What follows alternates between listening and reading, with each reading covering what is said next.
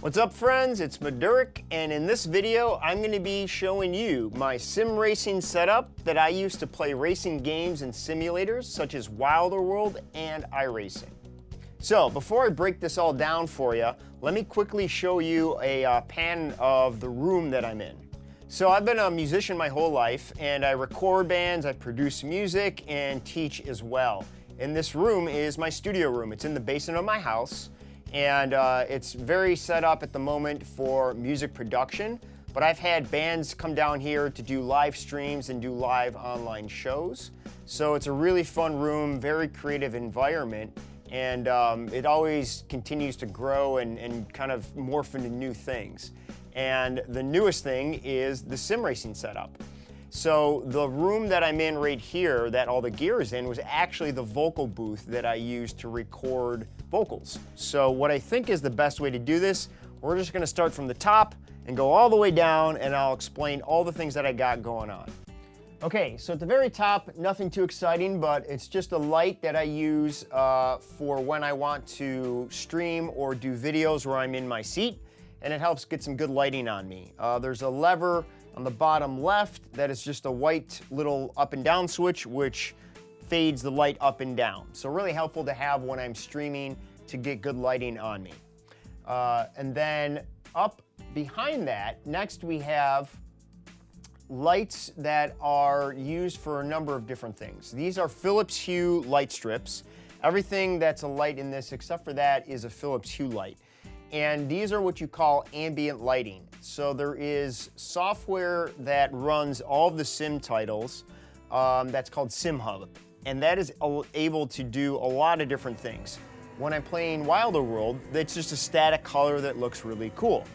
When I am playing games such as iRacing, there's actually a strip on the left and a strip on the right. And these will blink and flash different colors for a variety of different things. The big ones are if there's different flags on the racetrack, so if it's last lap and it's white, if it's a caution and it's blinking red or blue, all these things show up. And the other thing that's cool is there's a spotter function where if there's a car to my left or to my right, either strip will blink in pink so that I know a car is directly on my left, and then when that car clears, the blinking stops. So very cool lighting. It looks cool. It has a great function because it's always in my peripheral when I'm racing, and it's really helpful to have. Okay, so also up top we have a VR setup. It's a little bit old. It's a HTC Vive. I don't do a lot of VR, but it's there and it's a lot of fun when I dive into it. I actually haven't used it much for sim racing. Gets me a little nauseous, but I might dive into that again soon. There's a lot of new cool stuff on the market that I might dive into, but I do have that for when I really want to dig into it. Right below that are some blue light glasses. So if I'm ever playing, usually at the later hours or before I go to bed, I use those to keep all the blue light out. Helps me get to sleep better and just, keeps out some of those harmful colors that are a little bit too intense for you to wind down if it's getting late. So next on the right we have a fan just to keep me cool. Racing can get pretty intense, so it does help to have some extra air blowing on you. So next we have the screen in the middle. This is the fourth screen that I use to do a number of things. So if I'm on, let's say I'm playing Wilder World and I want to check on the Discord and I'm chatting with people, I'll have my Discord up on there. If I'm streaming, I'll have my OBS up on there, or just anything else that I need to kind of view that's web related or chat related. When I'm playing games such as iRacing, there is a different set of display that I use on there. It's a technology called the Pit Wall, which is by Lovely Racing. A big shout out to Lovely Racing and the job that they do, and also a big shout out to Daniel Newman, who I use both of their software to help make the sim racing experience that much more fun. So to the left of that, we have my streaming camera, which is a Panasonic GH4. I've always used it. It looks great. It's got a prime lens. It's just set and forget. So I use a HDMI little piece to plug it USB into the computer by Elgato. All right, so now hanging over the rig are these two lights right here. And these are also Philips Hue lights. These are Philips Hue play bars. And what these do is they are actually used for ambient lighting. This is another feature that is used in SimHub. And this is really cool because you could really use it with any game, whether it's Wilder World, whether it's iRacing, or anything else you got going on. And what this does is it actually mimics the lighting that is going on screen. So if there's a sunset or you're racing or you go under a bridge, or whatever, all of the lights, under this will basically change. So when all the lights are down, it really creates that next level immersion that just makes everything seem and feel so much more realistic. All right, moving right down. Next, we have the triple monitors. So these are LG 27-inch monitors with InSync, and they have a refresh rate of 144 is what they're set at. And basically, I run them as triples most of the time.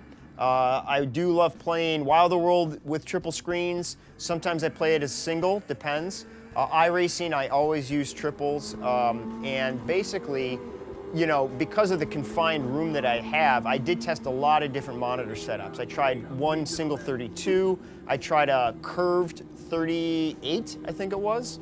And nothing beat the triples. I get about 160-degree field of view, so almost completely surrounded with where I'm at. And everything is very calculated to the right angle that I sit at. The screens are at the angle compared to where I sit to give me the proper field of view. So really awesome. It's all on PC. I use the NVIDIA surround software to make it as one big screen. So when you're looking at it, I play at a resolution of whatever 2K is. I think it's 2560 or something like that by 1440. So it's just basically that times 3. So it's somewhere around 760 something or other as far as the width of the pixels, and then it's 1440 by up and downs. All right, now Velcroed onto the screen is an old iPhone. And that I use as a separate little dashboard to show my lap times and the lap times I'm doing for each segment of a race. This is something I use for iRacing, and it works in conjunction with the SimHub software and the Lovely Racing dashboard, which I custom made for what I want to show there. So again, huge shout out to Lovely and the team there that creates all these cool things to integrate with all your sim racing titles and so forth. All right, so moving on to the steering wheel and motor that I use. So I'm now fully on a SimMagic ecosystem and setup. So the wheel is the SimMagic GT Neo, and the motor that it's paired with is the SimMagic Alpha, which puts out 15 Newton meters of torque. So I used to be on a full Fanatec setup. I loved it. When I first got into sim racing and wanted to buy some real, professional equipment, I bought the CSL-DD, I believe it was, which was 8 Newton meters of torque. Worked awesome, and I had a bunch of different steering wheels by Fanatec. I then bought the GT Neo, which was compatible with the Fanatec motor. Was so impressed with the wheel that I wanted to also get more power, and also just stay within the SimMagic ecosystem. So the motor puts out 15 Newton meters. It's plenty of force feedback. There's a lot, and I use it at about 80%.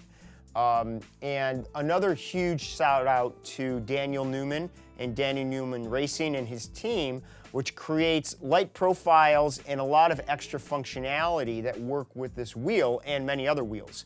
So all of the lights on the steering wheel are profiles that him and his team created. And there's a lot of interactivity between the wheel and the other sim racing titles like iRacing. All right, now to the right of the wheel is an old iPad.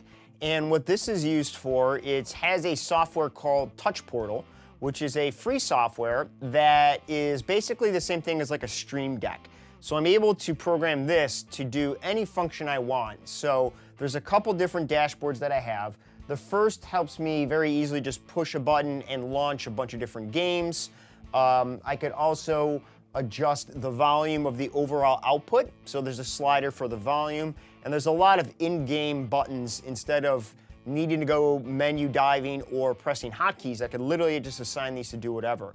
And then I have a separate panel to control a lot of OBS functions. I could switch the audio source and do a lot of other really cool custom things. So very awesome free software that helps you kind of repurpose an old iPad or something like that instead of using a Stream Deck. All right, and so behind all of that, you can't really see it, but there is a sound bar that is in the back of the whole setup. So basically, you know, I do like usually playing with the music and the sound just coming right out. If I'm doing a specific race, sometimes I will wear headphones, but I love just the loud sound of everything. So there is a sound bar right in the back that just pushes sound throughout the whole room. And because it's so small, it doesn't need to be super loud, but it's really fun and immersive to have that there.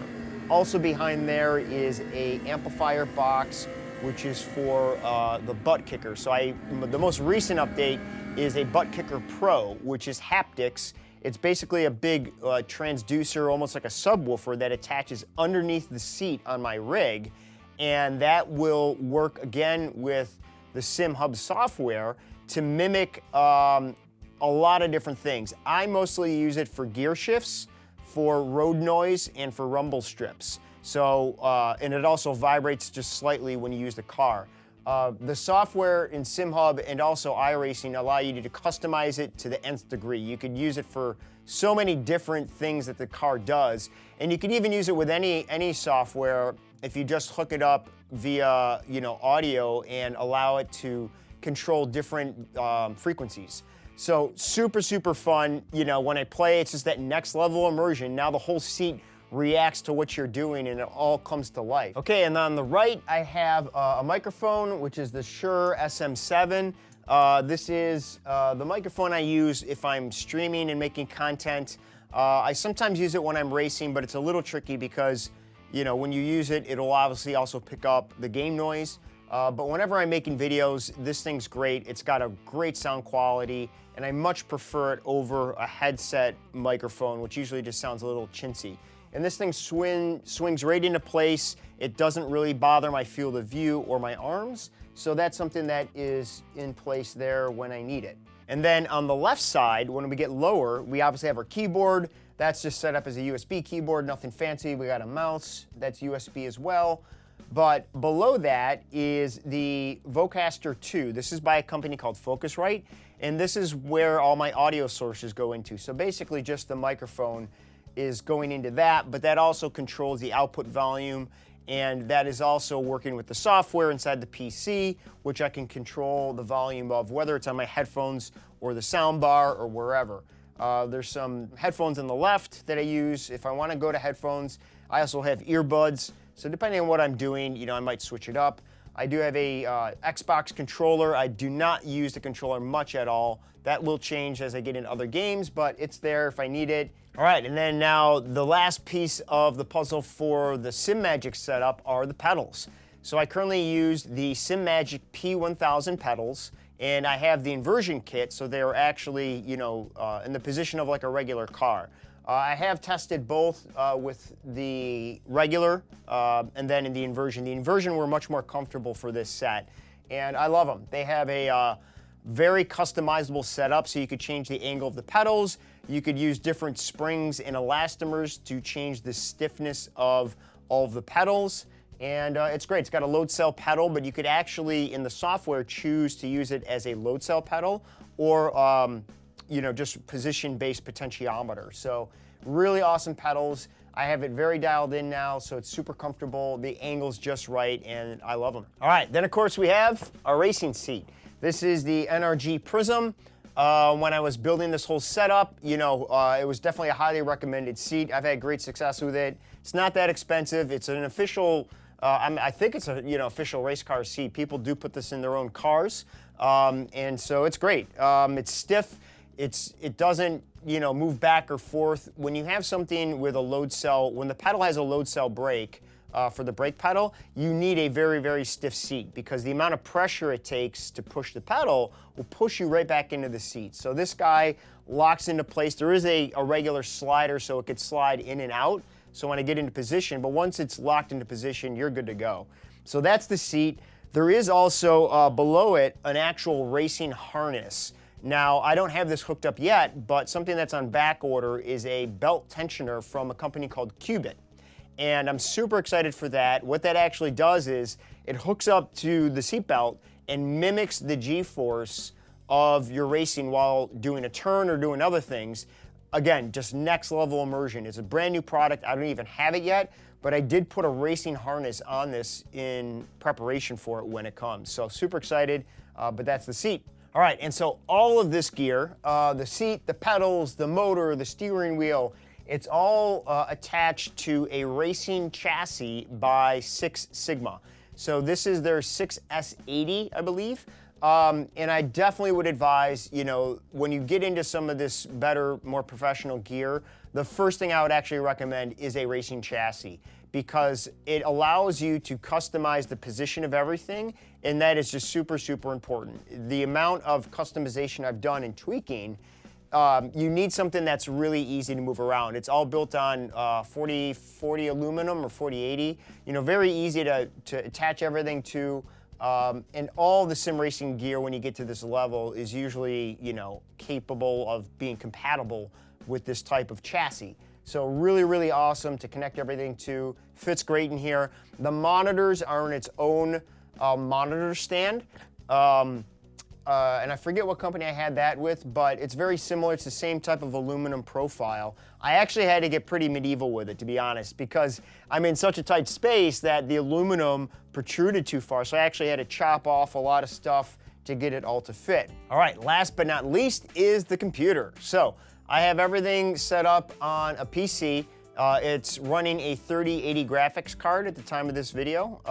It has, I think, 128 gig of RAM and a Ryzen 9 5900X processor. So it's been running great. No troubles with it at all. I could run everything pretty much full blast. You can choke it up on iRacing if you really want to max out settings. And of course, newer, faster rigs will up the frames per second on games. I'm able to do triple monitors with Wilder World at about 60 frames per second. So when I go down to a single monitor, I can get up to about 100. So it does make a difference, but it is super fun to see the extra real estate and just have that full immersive view. The PC is actually on the other side of this wall. So my furnace is actually tucked away inside all of these. These are just walls that I bought for cubicle dividers. And the PC is right on the other side of it so that all of the cables are directly connected. There's not many extensions. All of those things do prohibit performance. So the computer is right next to it, but you know, it's on the other side of the wall, which keeps the fan noises down and so forth. It does have cool lights, but I don't care about the lights. I want the thing to work good and do its job and be quiet. So that's what it is, and that's where it is behind there. Everything's hooked up to it. Hopefully we'll be upgrading the GPU either to a 4090 soon or possibly even the 500 series when they come out. All right, so that's everything. Hopefully you enjoyed checking out all this cool gear. And if you have any questions on anything, definitely leave comments below. I look forward to answering them and just seeing what else you have to say. I'll keep you posted on new gear I have. And if by all means you have your own setup, please tag me, let me know what you're using. The biggest thing is just to have fun. Everything that I have here does not make you faster. It makes it a lot more fun. And that was my goal when I built all of this. So get out there, have fun, and we'll see you in Wilder World. We'll see you on iRacing. We'll see you wherever we see you. But that's it. Maduric out, and we'll see you soon. Later.